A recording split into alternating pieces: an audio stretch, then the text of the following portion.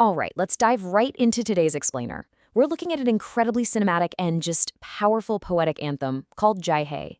Originally shared by Ashish Meghar 512, it's this remarkably dense piece of spoken word poetry. It really acts as a sweeping tribute to national pride, the sacrifices of the past, and crucially, the unbreakable unity we need for the future. We're going to break down exactly how this piece builds its emotional momentum, literally layer by layer, starting right from the opening notes.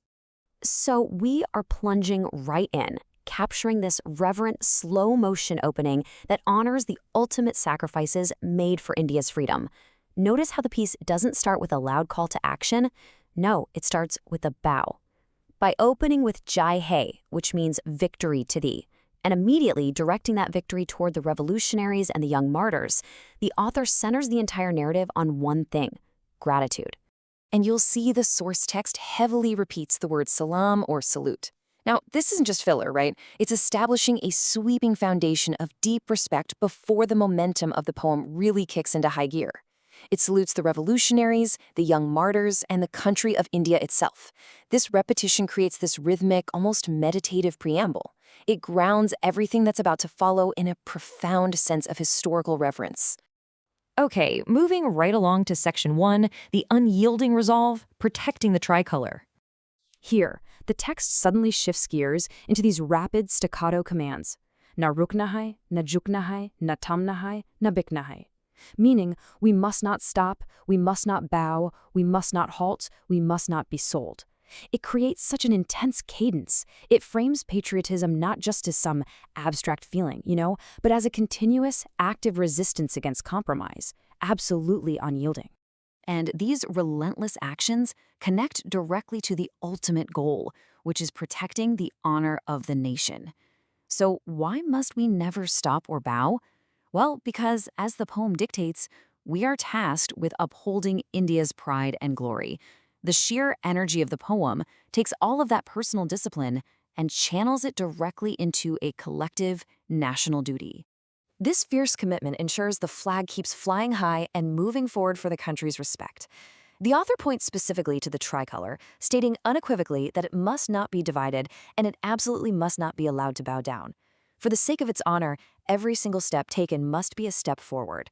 The flag here? It isn't just a piece of cloth. It's the physical embodiment of the nation's dignity that the citizens are sworn to protect. Next up, Section 2, Unity in Diversity, the Strength of the Nation.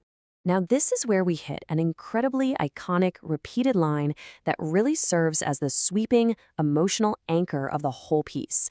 Hindu, Muslim, Sikh, Isai, hum charo hain bhai bhai. This line is repeated multiple times in the source text, creating this powerful chanting rhythm.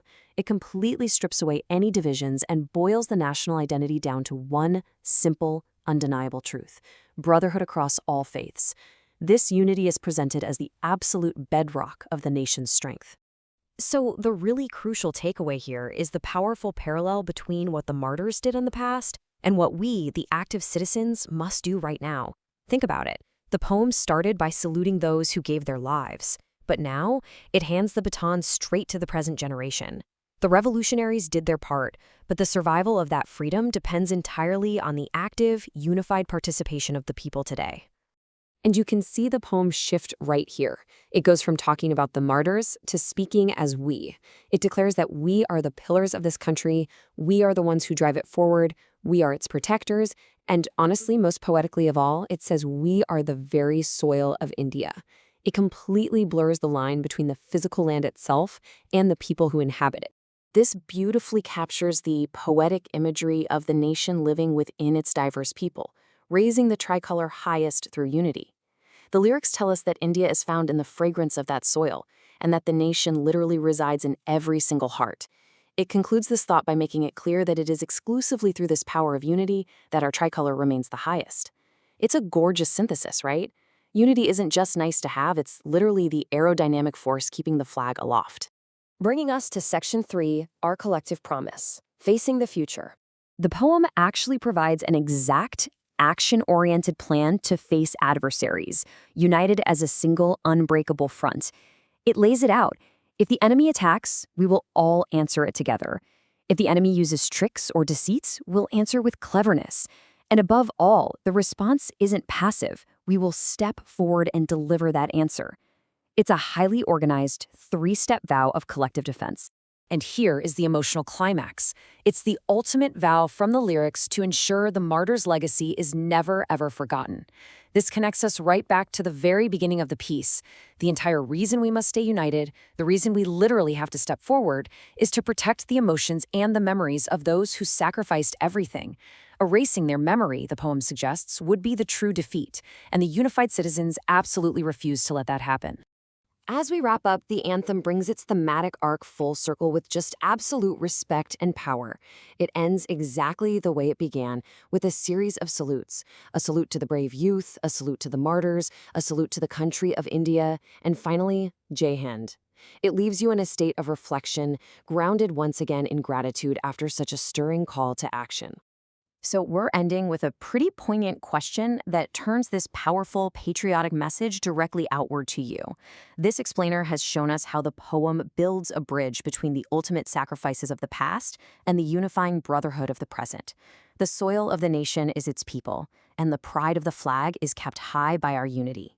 So how will you step forward today to ensure that the memory of those sacrifices is never erased? Thanks so much for joining me on this deep dive, and as always, keep learning.